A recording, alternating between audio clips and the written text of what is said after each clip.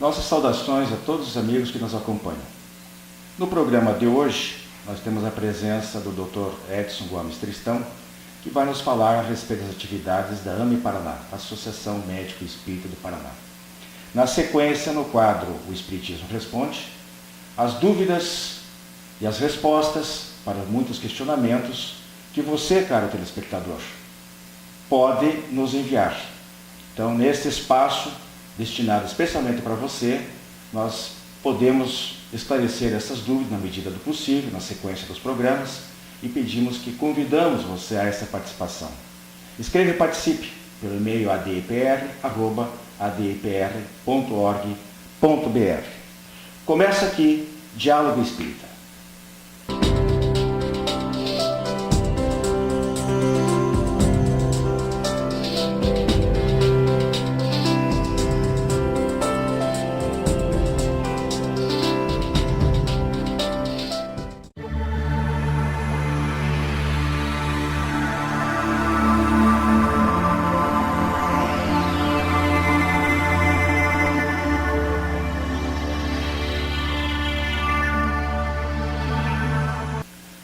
Como nós dissemos na abertura, hoje nós temos a grata satisfação de receber aqui o Dr. Edson Gomes Tristão, que gentilmente atendeu ao nosso convite. O Dr. Tristão é professor titular de obstetrícia da Universidade Federal do Paraná, conselheiro do Centro Espírita Luz da Caridade e atualmente presidente da Associação Médico Espírita do Paraná. Doutor Tristão, uma grande alegria tê-lo aqui conosco. Nossas boas-vindas. Nós que agradecemos, em meu nome, em nome da AME, em nome do Centro Espírita Luz da Caridade, estar presente no teu programa aqui hoje. É muita felicidade da nossa parte podermos dividir esses momentos com vocês. Doutor Tristão, primeiramente, nós gostaríamos que o senhor nos falasse a respeito da instituição que o senhor dirige, a AME Paraná, como é que ela foi fundada, quais são os seus objetivos e as atividades desenvolvidas atualmente. A AME Paraná, ela nada mais é do que uma filial da AME Brasil, que foi criada há aproximadamente 15 anos pela doutora Marlene Nobre, de São Paulo, por uma mensagem de Bezerra de Menezes, chamando os médicos para o papel junto ao Espiritismo, um papel mais atuante. Nesses 15 anos de fundação da AME Brasil, foram criadas várias AMEs em estados brasileiros. Hoje são aproximadamente 76 AMEs no Brasil. Isso. E o que é o objetivo dessas AMEs? É fazer o braço científico da doutrina espírita. É analisar, por exemplo, várias situações que ocorrem dentro da doutrina espírita, o que ela defende, que ela acha que é certa, e tentar levar isso para a ciência. Por exemplo, o passe. Na casa espírita nós fazemos o passe e sabemos o efeito que ele faz. Na parte científica, nós temos que fazer um trabalho científico, mostrando quantas pessoas receberam o passe, qual é a melhora dessas pessoas, fazer um critério estatístico para que possamos apresentar esse tópico numa revista científica para que ela possa ter credibilidade. Então, hoje, a tendência maior das AMEs é justamente abordar esses assuntos científicos. A reencarnação, abordamos a terapia das vidas passadas, suas repercussões ou não, obsessão, as suas repercussões no organismo físico, a sua terapia, quer dizer, alguma coisa mais aprofundada, sempre levando em direção à ciência.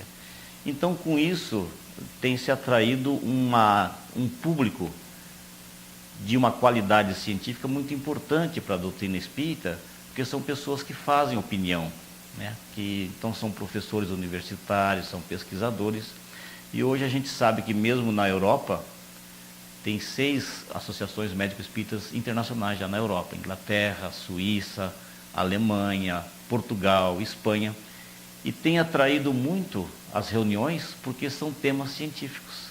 Então o europeu, ele é mais sensível ao tema científico do que às vezes um tema totalmente evangélico, Pois é muito importante esse aspecto que o senhor está colocando aí, porque justamente até para nós passarmos para o nosso telespectador essa visão conjunta da doutrina, no seu tríplice aspecto, né?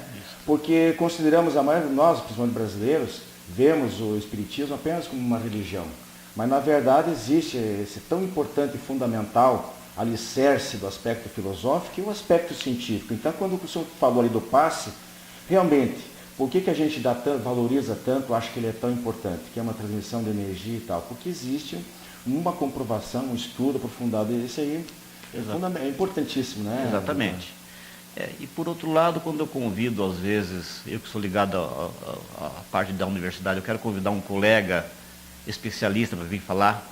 Se eu convido para ele vir numa casa espírita, como ele às vezes é de uma outra religião, ele às vezes fica meio inibido em vir. Se eu digo que é uma associação médico-espírita, ele vem, conversa conosco e sai com uma ideia muito boa do espiritismo, né? Nós temos experiência em alguns seminários que fizemos no Teatro da Federação Espírita aqui do Paraná, onde trouxemos eminentes colegas, até ateus, da Universidade Federal do Paraná, e que tiveram uma ideia, assim, surpresa da doutrina espírita, porque é uma coisa aberta, com discussão aberta, e ficaram assim, olha, sempre que precisar eu volto, porque gostei muito da discussão de vocês.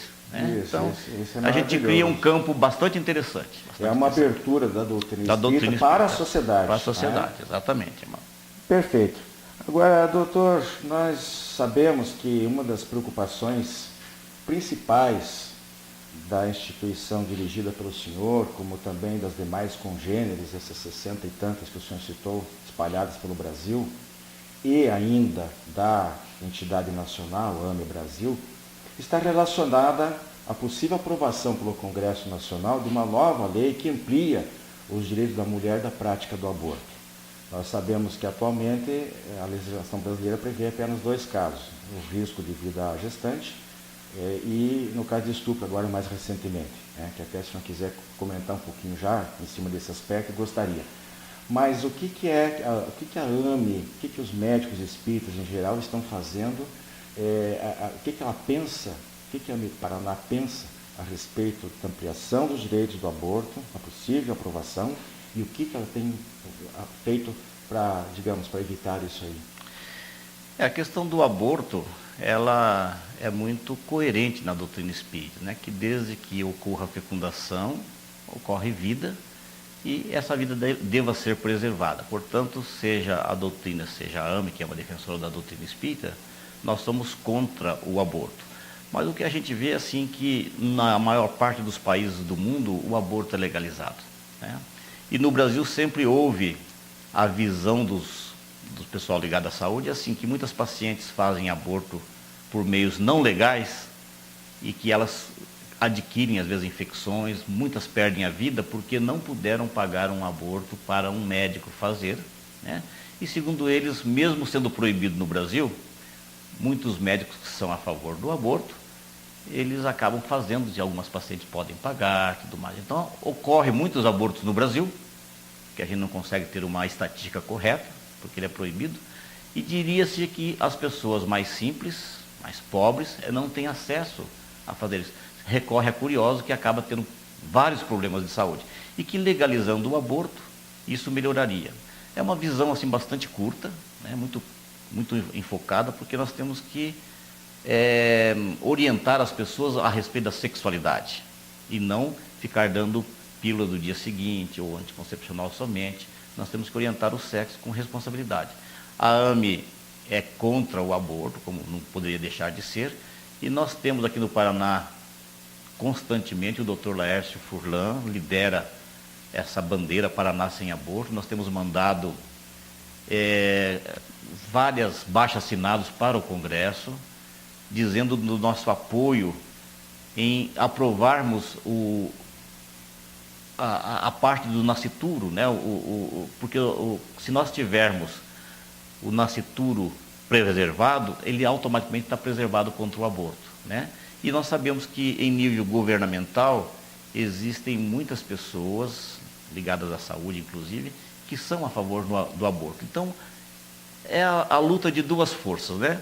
O pessoal que é a favor, achando que legalizando o aborto amplia os direitos da mulher, melhora uma situação de coisas. E as religiões católicas, evangélicas, nós espíritas também, defendendo a vida em todos os sentidos e lutando para uma educação sobre a sexualidade e não simplesmente liberando ou não o aborto, que não deixa de ser uma agressão e não deixa de ser um problema sério, psicológico, espiritual e um trauma psíquico para os pacientes que recebem ou que fazem um aborto. A AME, os espíritos de modo geral, a Federação Espírita Brasileira, vocês todos estão engajados e unindo-se aos demais segmentos religiosos nessa atuação, no né? estatuto, conjunta, no né? estatuto, para tentar aprovar o estatuto do nascituro. Daí previne, né, protege a vida dessa criança desde a fecundação, né? Então essa é uma luta e que nós temos mandado para deputados, para senadores, né? E estamos otimistas aí que ele seja aprovado. Vai ser agora o mês de maio, né? Mês de maio vai ser aprovado o Estatuto do Nascituro e nós temos esperança que ele seja aprovado. Perfeito. Doutor Tristão, nós vamos para um breve intervalo e nós vamos voltar ainda a esse assunto para mais alguns esclarecimentos seus. Ok? Ok.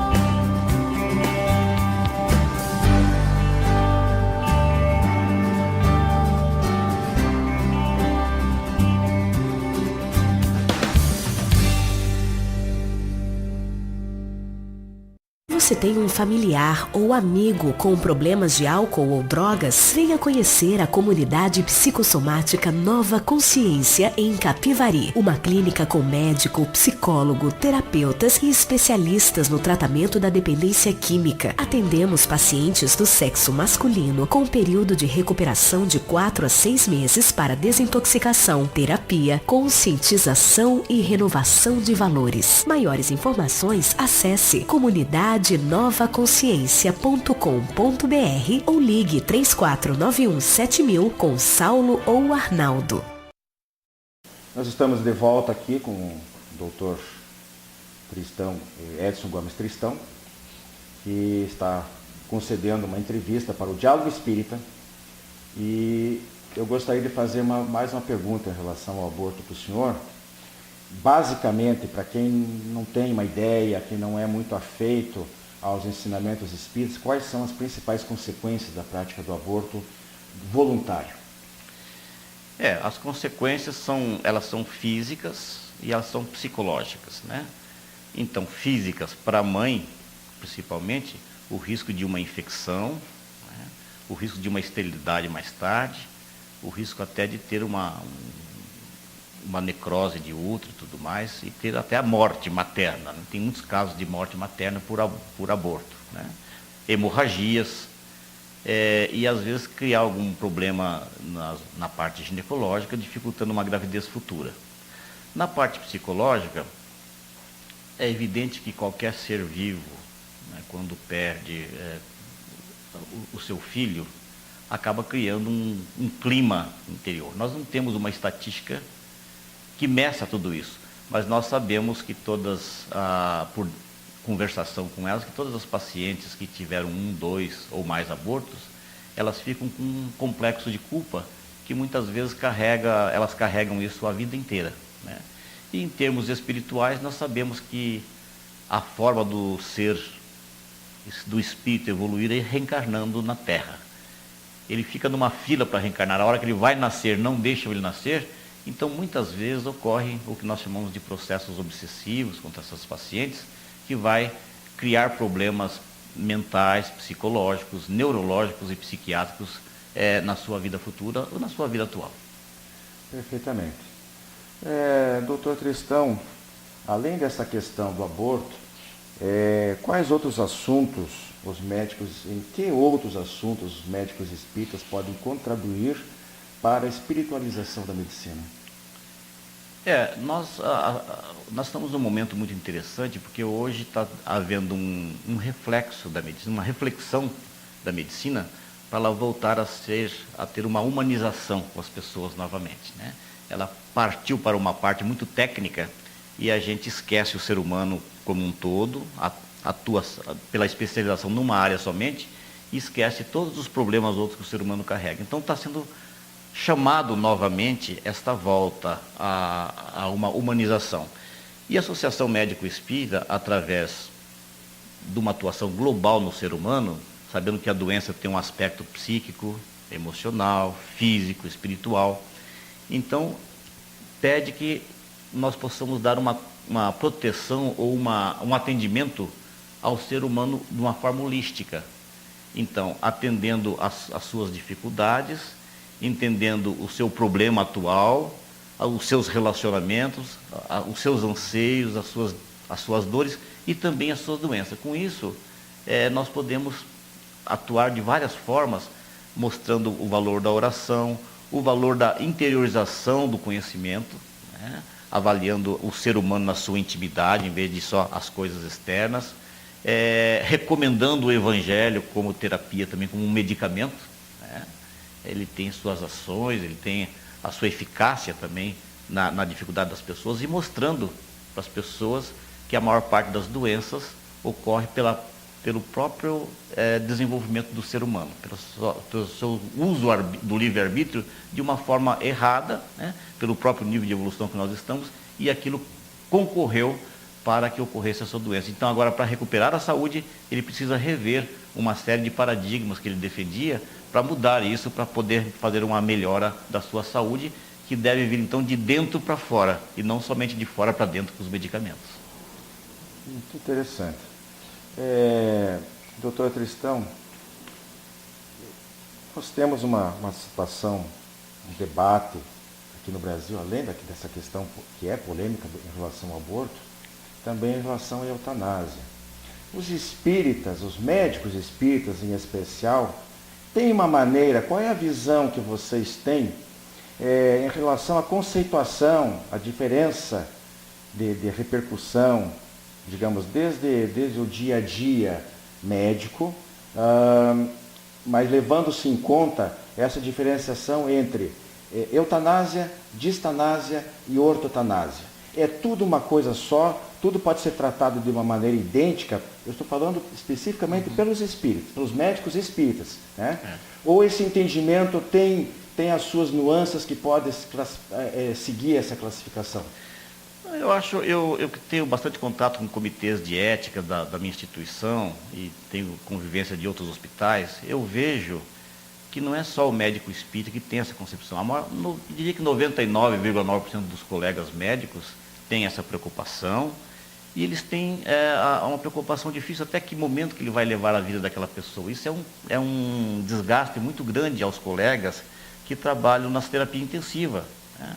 Porque nós temos, de um lado, um paciente, às vezes, terminal, né, que não temos mais o que fazer por ele, um câncer, vamos dizer, em mais alto grau, ou uma outra doença que não tem mais volta, uma pessoa já bastante idosa e assim por diante. Por outro lado, a família, às vezes, querendo que até o último momento possa levar a vida àquela pessoa, né? Então, esse equilíbrio entre essas duas forças é muito difícil, né? E fora, às vezes, o que cria mais tensão, muitas pessoas, às vezes, numa situação, pessoas mais jovens, pessoas que vai ficar na UTI por pouco tempo, né? Poderia usar aquela vaga, entre aspas, né, de uma pessoa que não tem mais o que fazer. Então, são situações polêmicas que deve ser usada a ética, realmente. Nós achamos o seguinte, que pela eutanásia, né, nós não podemos apressar a morte de ninguém. Nós devemos dar todas as condições para que aquela pessoa sobreviva e também, quando chegar, ver que não tem mais o que fazer por ela, conscientizar a família que tudo que fizermos dali para frente vai ser apenas para fazer sofrimento naquele corpo físico, porque não tem mais como nós retornarmos a alguma coisa positiva. Então, a eutanásia, diria que a maior parte dos médicos são todos contra, não é só os espíritas, a maior parte dos médicos que a gente convive, né?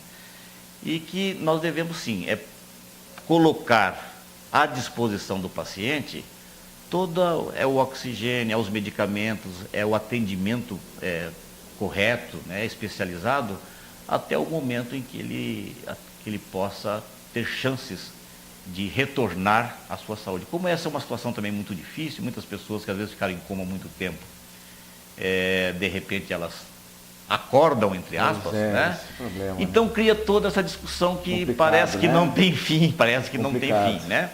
E alguns países até dizem, como a Holanda disse para nós, um dos primeiros países a aprovar a eutanásia, né? Que diz assim que os países que não têm leitos de UTI para todos os pacientes, eles acabam fazendo uma eutanásia. Quer dizer, é uma forma de dizer, né? Porque não tem vaga, fica numa região, num leito hospitalar que não é especializado, e às vezes não tem todo o aporte de tecnologia que poderia receber numa UTI, né? Mas são situações próprias do país, não é por gosto dos médicos, é por uma situação, às vezes, né, organizacional da saúde. Assim a distanásia seria... A eutanásia é a abreviação, né? Abreviação, exatamente. A distanásia é estender, às vezes, desnecessariamente os tratamentos, forçando o curso da natureza. Isso. E a eutanásia seria o meio termo. O meio termo, dar as condições para que a pessoa possa sobreviver normalmente até o seu momento, né? Então, o que a gente chama a atenção é que a questão da morte, do desencarne, deveria ser mais comentado nas famílias. Assim como a doação de órgãos e outros temas que se evita comentar, a pessoa de repente tem um acidente, vamos doar os órgãos, mas foi falado com ele? Não foi falado, né? E outra pessoa, quando eu morrer, eu não quero ser levado para uma UTI, eu não quero pessoas me cutucando minha veia. Então, meus pais me pediram isso, olha, por favor, não me leve para uma UTI. Então, muitas pessoas pedem, né? Eu acho que essas coisas devem ser conversadas na família, para que a família possa tomar as decisões certas na hora difícil. Doutor Tristão, eu gostaria, antes de nós encerrarmos, eu sei que o senhor lançou um livro recentemente, eu gostaria que o senhor falasse rapidamente sobre o conteúdo desta obra e qual a repercussão que o mesmo está tendo no nosso movimento. Esse livro chama-se A Dança das Energias, né, uma abordagem da energia mental. Ele é lançado pelo grupo da nossa Casa Espírita, Luz da Caridade. Mas como a grande parte do grupo também são sócios da AME, não deixa de ser uma associação entre a Casa Espírita e a AME. Ele visa, como nós participamos de reuniões mediúnicas há aproximadamente 30 anos, então nós escolhemos alguns tópicos que são poucos discutidos na Casa Espírita, como a perdas de energia, que as pessoas às vezes acham que a perda de energia sempre é um problema espiritual, e na realidade às vezes são problemas da personalidade das pessoas, intoxicação de energias, imunidade espiritual, né? Formas de pensamento, enfim, saúde e doença. Então nós procuramos abordar neste livro, apontar de forma parcial, porque são assuntos profundos, né? Então convidar o leitor para um aprofundamento em vários tópicos, né, que nós achamos muito importante para as pessoas que já estudam espiritismo, né? Aqueles grupos mediúnicos, aquelas pessoas que já têm conhecimento, não seria para pessoas que estão chegando na Casa Espírita hoje. Os corpos energéticos, a mente na saúde e na doença, as psicosferas da Casa Espírita, da nossa casa, do nosso trabalho, enfim, toda uma situação energética que está no dia a dia, na nossa vida, e a gente não tem muitos olhos de ver tudo isso, né? Então a gente chama atenção para esse ponto, que eu entendo, é pouco visto por muitos colegas espíritas, muitos confrades espíritas. Contatos com o senhor, as pessoas que estiverem interessadas? Então, nós temos aqui, o livro está sendo vendido pelas livrarias da Federação Espírita, então, nas livrarias, está na livraria do Chaim, aqui em Curitiba, né? Já vendemos 2.500 livros em 6 meses, não deu 6 meses ainda, e temos uma proposta de seminários para as casas espíritas. Então é só entrar em contato conosco, né? EG Tristão, o Centro Espírita Luz da Caridade, pelo e-mail nosso, porque nós temos uma proposta de um grupo nosso fazer um seminário na casa para divulgar o livro e divulgar os temas aqui dentro, né? Perfeito. Doutor Tristão, nosso muitíssimo obrigado pela sua presença aqui conosco. Tenho certeza que o telespectador ganhou muito, enriqueceu-se com os seus comentários, com os seus esclarecimentos. Pena que o nosso tempo é um pouco curto, mas nós nos comprometemos a, numa próxima oportunidade, trazê-lo novamente aqui para maiores esclarecimentos, para fluirmos mais dos seus vastos conhecimentos. Muito obrigado, doutor. Eu que agradeço o convite para o programa e estamos à disposição para novos convites. Aí, em meu nome, em nome da AME e em nome do Centro Espírita Luz da Caridade. Muito obrigado. A editora M é a segunda maior do Brasil no segmento espírita, já tendo publicado mais de 350 títulos. Um de seus mais recentes sucessos é o romance Noite no Cais, de Eulália Bueno, ambientado na cidade de Santos. Conheça essa e outras obras fazendo contato pelo e-mail vendas@editoram.com.br ou pelo telefone 19 34 97 7000.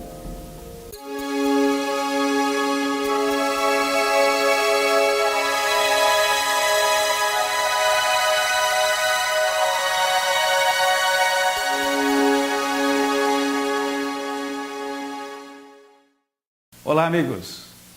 Estamos de volta agora com o quadro O Espiritismo Responde. O quadro que conta com a ajuda e participações de vocês. Para isso, nos envie e-mail com suas dúvidas, sugestões, suas perguntas para o nosso endereço adepr@adepr.org.br. No quadro de hoje, nós temos duas perguntinhas. A primeira pergunta é a seguinte. Ela é uma pergunta bem grandinha, mas a resposta dá para escrever um livro sobre isso, né? Mas vamos ser bastante sucintos aqui e tentar fazer um supra-sumo nisso, tá ok? Então a primeira pergunta diz o seguinte: muitas vezes o Espiritismo é acusado de fazer adivinhações do futuro, que seria condenado pela Bíblia. Os espíritas fazem esse tipo de coisas? Bom, gente, na verdade, os espíritas não fazem adivinhações. O que nós não podemos confundir esse tipo de tirar sorte, adivinhações, com mediunidade. Esse é bem diferente. Bom, se é condenado na Bíblia, quem condenou? Na verdade, Moisés, no Velho Testamento, ele faz uma proibição. Ele pede para as pessoas não consultar os mortos, adivinhos, as pitonisas e etc. Bom, se Moisés faz esse tipo, digamos, de condenação, né? Porque alguma coisa estava errada, certo? Se estava errado e ele proibiu isso, é porque existia. Porque ninguém vai proibir algo que não existe. Certo? Estamos corretos, meus amigos? Bom, diante disso, por que Moisés faz essa proibição? Por causa dos abusos que tinha na época. Desde a época de Moisés já existia o charlatanismo. As pessoas se aproveitavam, às vezes, dessa mediunidade para tirar proveito, para cobrarem sobre isso. E Jesus já dizia, né? Dai de graça que de graça recebeste. E Deus dá ao homem a mediunidade de graça. É um dom que Deus nos dá.